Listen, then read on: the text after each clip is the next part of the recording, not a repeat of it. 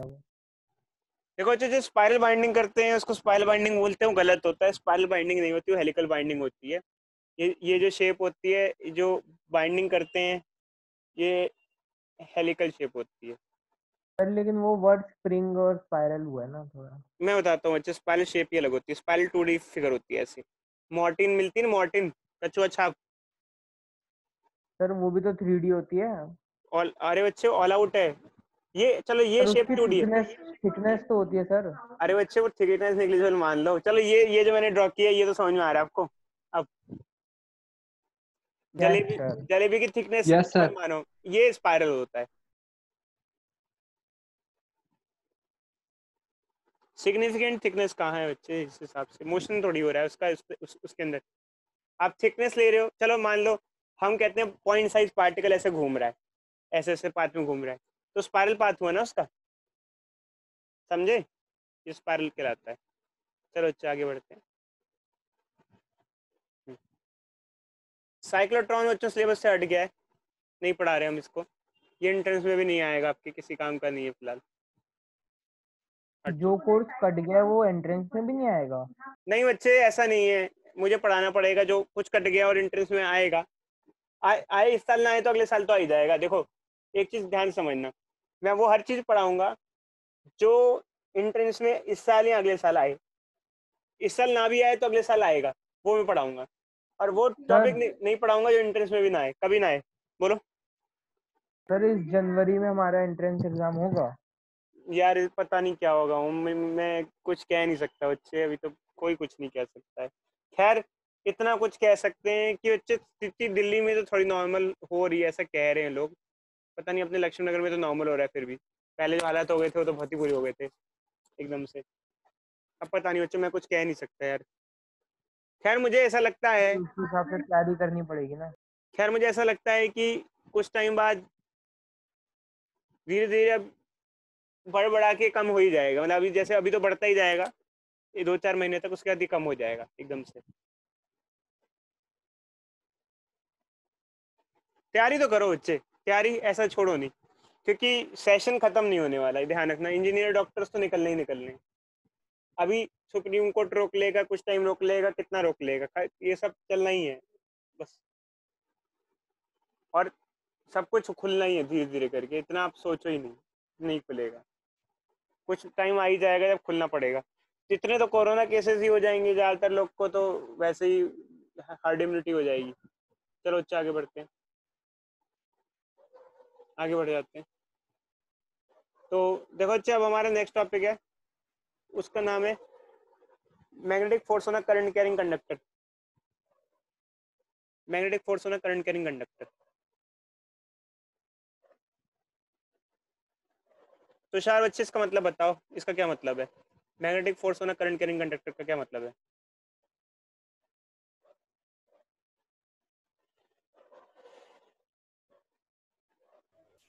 Yes sir. क्या मतलब है इसका? सर करंट करंट कंडक्टर पे फोर्स निकालना। क्यों लग रहा है? मतलब मान लो एक करंट कैरिंग कंडक्टर है, एक कंडक्टर, इसमें करंट फ्लो कर रहा है। अगर इसको मैग्नेटिक फील्ड में रख दें तो उस पर फोर्स लगने लग जाता है। किसी एक्सटर्नल फील्ड में रख दें, एक्सटर्नल फील्ड में, तो उस पर फोर्स लगता है। इस पर फोर्स लगता है, क्यों लगता है? बोलो, बोलो, कोई बच्चा बताएगा? हेलो तुषार। Yes sir. कोई करंट कैरिंग कंडक्टर को एक्सटर्नल फील्ड में रखते हैं, उस पर फोर्स क्यों लगता है? और ये एक्सटर्नल फील्ड कैसे क्रिएट की होगी हमने, कैसे क्रिएट कर सकते हैं एक्सटर्नल फील्ड हम? मैग्नेट से। मैग्नेट से मैग्नेट के उसमें। सब बीच में रख दो। यस। एक मिनट में आते हैं, आवाज आ रही है कुछ, एक मिनट।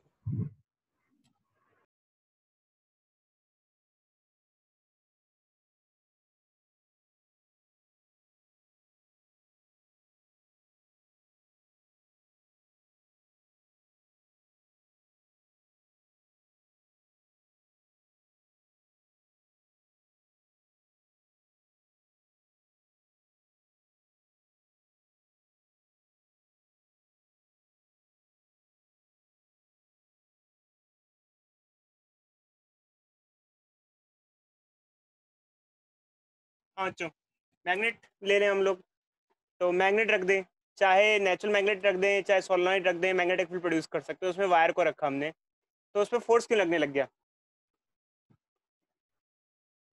सर वायर शायद में मैग्नेटिक फील्ड और एक्सटर्नल फील्ड आपस में टकराएंगे तो फोर्स नहीं सर, बोलो। सर वो करंट कैरिंग कंडक्टर में चार्ज होगा ना। देखो अच्छे, एक्चुअली क्या है, ये वायर जो है ये करंट कैरिंग वायर है। Current carrying wire behaves like a magnet, मतलब ये मैग्नेटिक फील्ड प्रोड्यूस करेगी खुद की, ठीक है। इसकी हाँ खुद की मैग्नेटिक फील्ड होगी और बाहर की भी मैग्नेटिक फील्ड है, तो इन दोनों फील्डों में क्या होगा? इंटरेक्शन होगा। आपको बताया तो था, पहले केस बताया था। सर वही बोला। चार्ज, वही वही बच्चे वही, जब जब चार्ज पार्टिकल चलता है, मोशन में होता है फील्ड के अंदर, तो भी उस पर फोर्स लगता है, क्योंकि चार्ज पार्टिकल खुद की फील्ड प्रोड्यूस करता है। तो सेम सिचुएशन यहाँ पे भी है, दो फील्ड्स का इंटरेक्शन होगा।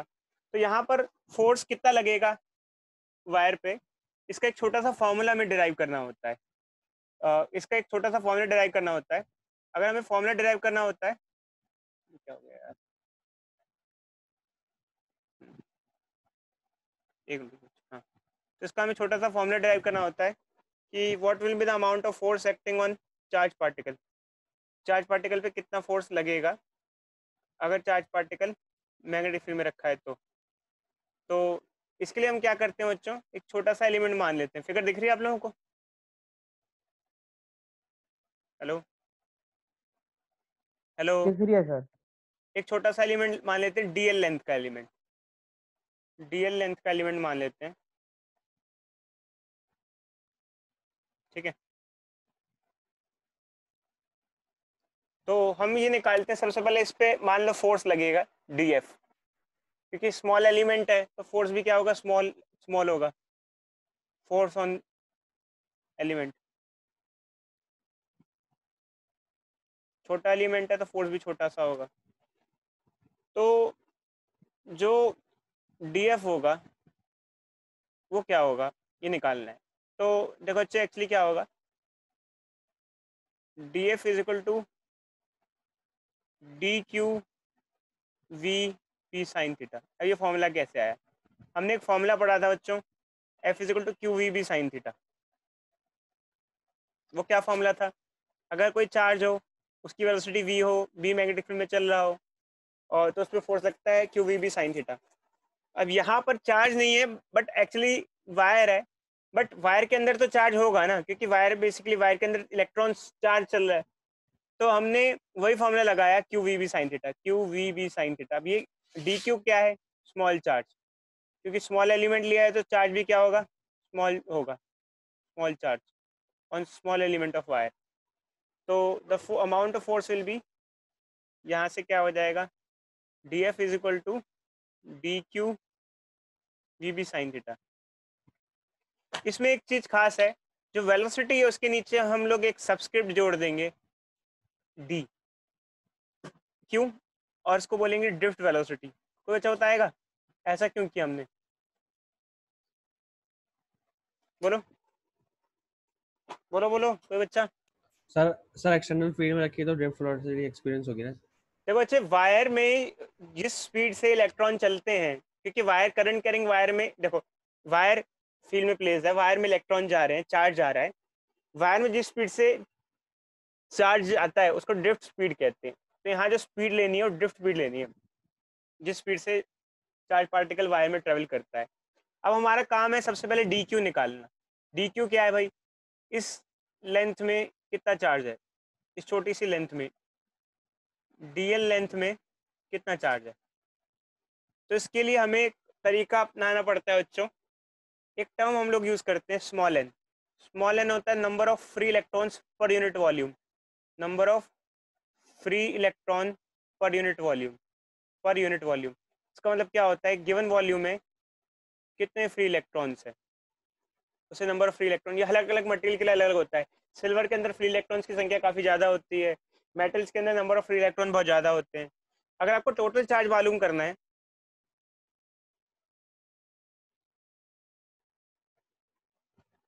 क्वांटिटी में, मतलब टोटल चार्ज कितना है, तो number of free electron per unit volume को गिवन वॉल्यूम से मल्टीप्लाई कर दो। ये जो वायर है, कोई भी वायर है, उसको आप कैसे ट्रीट कर सकते हो? अगर आपने वायर का एक सेक्शन लिया है तो this section can be treated as cylindrical section. तो बच्चा बताएगा क्यों एक वायर को आप सिलिंड्रिकल सेक्शन क्यों लेते हो विद स्मॉल रेडियस? समझ में आया? वायर को हम सिलेंडर का सेक्शन ले सकते हैं स्मॉल रेडियस के साथ साथ। सिलेंडर का वॉल्यूम क्या होता है? सिलेंडर का वॉल्यूम होता है पाई आर स्क्वायर एच या पाई आर स्क्वायर एल। तो इसकी लेंथ डी एल है, इसलिए हमने pi R square D L लिख दिया।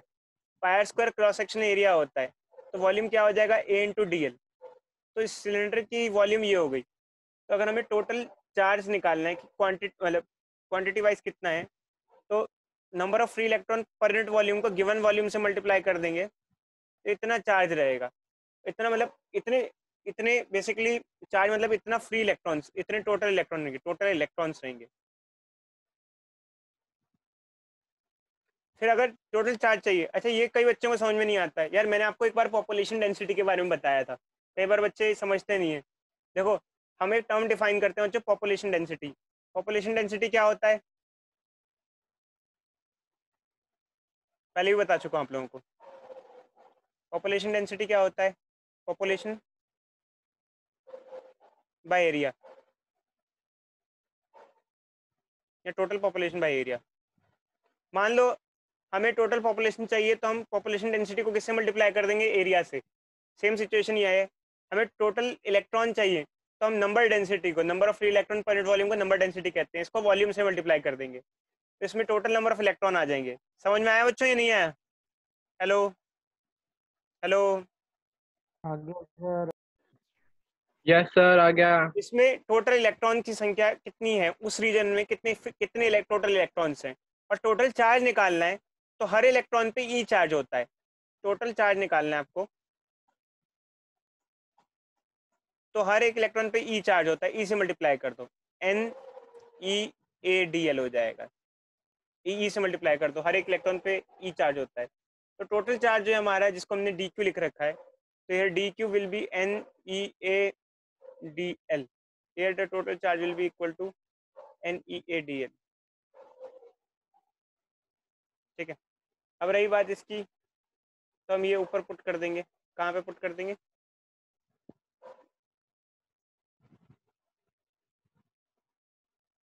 यहाँ पुट कर देंगे। क्या हो जाएगा ये? D F Q V B sine theta. D F is equal to D Q V B sine theta, जिसमें वी क्या था? वी डी था, ड्रिफ्ट वेलोसिटी। तो डी एफ क्या हो जाएगा? डी क्यू की वैल्यू क्या हो जाएगी? हो जाएगी N E A D L V D B sine theta. अब बच्चों हमने एक चीज पढ़ी थी करंट इलेक्ट्रिसिटी में, आई इज इक्वल टू क्या होता है? N E A V D होता है, ये पढ़ा हमने। तो एन ई ए तो हमें मिल गया और ये वी डी हो गया, तो उसको हम लिख देंगे I. D F is equal to I D L B sine theta. D L क्या है यहाँ पर? स्मॉल लेंथ है, ध्यान रखना, ये डी डी कुछ और नहीं है। कल को पता चले डी के डी पूछने लग जाओ डी क्या है sir. D for small force और ये D L for small length. समझे या नहीं समझे? बोलो बच्चों। Hello. Yes sir. Yes sir. Mainly कुछ नहीं बच्चों, मेनली यहाँ पर इसमें वैल्यू पुट करनी थी हमें, वही है Q V B sine theta वाला ही फॉर्मूला है, क्योंकि वो फॉर्मूला फोर्स के लिए यूज होता है, फोर्स ऑन चार्ज पार्टिकल। यहाँ पर भी फोर्स ऑन चार्ज पार्टिकल ही निकालने हैं, बस भले ही वो चार्ज पार्टिकल खुला एक एक इकलौता चार्ज पार्टिकल नहीं है, कई सारे चार्ज पार्टिकल वायर से जा रहे हैं और करंट की फॉर्म में जा रहे हैं, क्योंकि कई सारे चार्ज फ्लो हो रहा है, तो इसके लिए उसकी जगह ये फॉर्मूला आता है D F is equal to I D L B sine theta. All दो बच्चे इसको हम क्रॉस प्रोडक्ट में भी लिख सकते हैं, जब इसको क्रॉस प्रोडक्ट में लिखते हैं तो ये हो जाता है D F is equal to I D L cross B, क्योंकि साइन थीटा गायब हो जाएगा, क्योंकि ए क्रॉस बी ए भी साइन थीटा होता है, तो साइन थीटा हटा के ये आ जाता है, इस तरीके से लिखा जाता है। अब इसमें एक खास बात है, अगर वायर की लेंथ डी एल नहीं है, कंप्लीट लेंथ ले रहे हो, मतलब एल लेंथ ले रहे हो इंटीग्रेशन करने के बाद, अगर और फोर्स डी एफ नहीं लिख रहे हो, पूरा एफ लिख रहे हो, तो अगर कंप्लीट लिखते हो तो F is equal to I L B sine theta लिख सकते हो आप पूरी वायर के लिए। पूरी वायर के लिए कंप्लीट लिखना चाहो तो ये भी लिख सकते हो आप। खैर इसमें कोई मतलब नहीं है, एल लिखो डी एल लिखो, बात बराबर ही है। डी एल भी लेंथ ही है और एल भी लेंथ ही है, डी एफ भी फोर्स है और एफ भी फोर्स ही है। कोई बच्चा बताएगा ऐसा क्यों हुआ कि इन दोनों में क्या फर्क है, फर्स्ट और सेकंड फॉर्मूले में क्या फर्क है?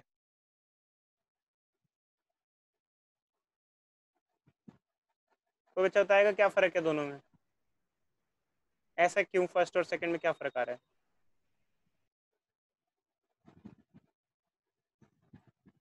हेलो,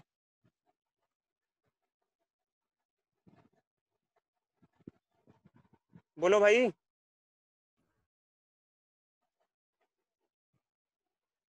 चलो एक काम करो, मैं आप लोगों पे छोड़ता हूँ, इसको सोच के बताना फर्स्ट और सेकंड में क्या फर्क है, ऐसा क्यों है, मतलब डीएल है, एल भी लिख सकते हैं, क्या फर्क है इन दोनों में? मतलब ऑल दो सेम ही है बट थोड़ा बहुत फर्क है। सर डीएल स्मॉल लेंथ के लिए होगा, वो कंप्लीट लेंथ। चलो अच्छे सोचना, मैं नेक्स्ट क्लास में आपको बताऊंगा क्या है, ठीक है बच्चों? सर फर्स्ट वाले में हमारे को वो डायरेक्शन ही पता चल रही है और सेकंड वाले में हमारे को मैग्नीट्यूड मिल रहा है डायरेक्शन से। देखो अच्छा एक्चुअली क्या है कि जो फर्स्ट वाला है ये छोटी सी लेंथ के लिए फॉर्मूला लगा रखा है और सेकंड वाला कंप्लीट लेंथ के लिए। अब आप कहोगे तो हमें भी पता है, बट चक्कर क्या है, देखो अच्छा जो फर्स्ट वाले फॉर्मूले में हमने यूज किया है इसमें खास बात है, जैसे हमने स्मॉल एलिमेंट पे फोर्स निकालना है तो हमने निकाला I D L B sine theta, ठीक है? तो इसमें हम ये मान के चल रहे हैं कि एक वायर है हमारी, ठीक है? जैसे एक वायर है, एक वायर है, इसके हर एलिमेंट पे अगर अलग अलग मैग्नेटिक फील्ड हुई तो क्या होगा, मतलब जैसे ऊपर वाले एलिमेंट पे कुछ और मैग्नेटिक फील्ड है, इधर वाले एलिमेंट पे कुछ और मैग्नेटिक फील्ड है, तो हर एलिमेंट पे अलग अलग मैग्नेटिक फील्ड हुई, तो जैसे डीएल लेंथ पे इतनी मैग्नेटिक फील्ड है, फिर अलग दूसरे डीएल लेंथ पे अलग फील्ड है, तो उसके लिए आपको ये फॉर्मूला हम यूज करेंगे एक तरीके से देखा जाए तो, मतलब उसको फंक्शन के फॉर्म में इंटीग्रेशन किया जाता है। बट अगर मान लो एक वायर है और हर एक एलिमेंट पे सेम मैग्नेटिक फील्ड है, यूनिफॉर्म मैग्नेटिक फील्ड है, तो आप उसको डीएल बी मतलब डीएल लेने की जरूरत नहीं, कंप्लीट लेंथ ले सकते हो, सेकंड फॉर्मूला ले सकते हो। ऑल्दो हम जो भी क्वेश्चन करेंगे उसमें फर्स्ट की नीड नहीं है, सेकंड की नीड है कि हम जिस एक वायर को रख रहे हैं उस पूरी वायर में जो वायर वो प्लेस्ड है तो हर पॉइंट पे सेम मैग्नेटिक फील्ड होगी। समझे या नहीं समझे? समझे या नहीं समझे बच्चों, बोलो हेलो हेलो हेलो। समझ गए सर। देखो अच्छा मैं एक केस बताता हूँ, चलो ध्यान से समझना, इस चीज को ध्यान से समझना। जैसे कि ये एक वायर है, यूनिफॉर्म मैग्नेटिक फील्ड में रखी हुई है, ऐसे रखी हुई है जैसे, तो इसकी लेंथ एल है तो इस पर फोर्स क्या लगेगा, I L B sine theta. समझे या नहीं समझे? ठीक है, अब बहुत ध्यान सुनो, जो मैं बता रहा हूँ ये बहुत इंपॉर्टेंट चीज है, मतलब बहुत ज्यादा इंपॉर्टेंट, मतलब वैसे नहीं, बेसिकली एंट्रेंस के लिए बहुत इंपॉर्टेंट है। एक वायर मैंने रखी, ठीक है, सॉरी एक वायर नहीं, ये मान लो एक वायर मैंने रखी है ऐसे। हाँ बच्चे मुझे पता होगा प्रथम का मैसेज होगा, क्लास होने वाली है। हाँ पर हम बच्चे खत्म कर रहे हैं बच्चे। अच्छा एक वायर ऐसे रखी हुई है, इस वायर पे फोर्स निकालना है, बट फील्ड किसकी है, इसकी वजह से। क्या इसकी वजह से फील्ड हर पॉइंट पे सेम होगी या अलग अलग होगी? जैसे ये वायर है, इस वायर की वजह से इस पे फील्ड आ रही है, ए पॉइंट पे, बी पॉइंट पे, सी पॉइंट पे, हर पॉइंट पे सेम फील्ड होगी, अलग अलग होगी? बोलो इस वायर की वजह से, बड़ी वाले। अलग अलग होगी। क्यों अलग होगी? क्योंकि b इज इक्वल टू क्या होता है, mu not I by 2 pi R होता है। अब सारे पॉइंट्स का, हर यस पॉइंट सर। का डिस्टेंस अलग अलग है, हर पॉइंट का आर अलग है, तो इस वायर पे नॉन यूनिफॉर्म मैग्नेटिक फील्ड है। कैसी फील्ड है? Non uniform. तो हम इसमें क्या करते हैं, ऐसे केस में ऊपर वाला ये वाला फॉर्मूला यूज करके उसको इंटीग्रेशन किया जाता है, क्योंकि b इज नॉट यूनिफॉर्म। और अगर यूनिफॉर्म होगी तो क्या यूज हो जाएगा, ये वाला हो जाएगा। पूरी लेंथ पे अगर मैग्नेटिक फील्ड यूनिफॉर्म है तो I L B sine theta, और अगर नॉन यूनिफॉर्म है तो I D L B sine theta, और उसको बाद में इंटीग्रेशन कर दिया जाएगा ऐसे। बाद में क्या कर देंगे, फंक्शन में पुट करके आपको केस दिखा दूंगा, चलो नेक्स्ट क्लास में मैं आपको डील कराऊंगा इससे। तो जो मैं बता रहा हूँ अच्छे से समझ लो, अच्छा रहेगा, ऐसे इंटीग्रेशन कर दिया जाएगा अगर मैग्नेटिक फील्ड नॉन यूनिफॉर्म है, नॉन यूनिफॉर्म फील्ड के केस में, सेकंड केस में। फर्स्ट केस में यूनिफॉर्म है, मैंने आपको बोल दिया यूनिफॉर्म फील्ड है, खुद ही दे दिया है। सेकंड केस में वायर के बगल में वायर रखी हुई है तो नॉन यूनिफॉर्म। चलो बच्चों नेक्स्ट क्लास में चालू करेंगे, अभी बच्चों की क्लास है यहाँ पर, खत्म करते हैं। ओके बच्चों, bye. Bye sir, thank you sir.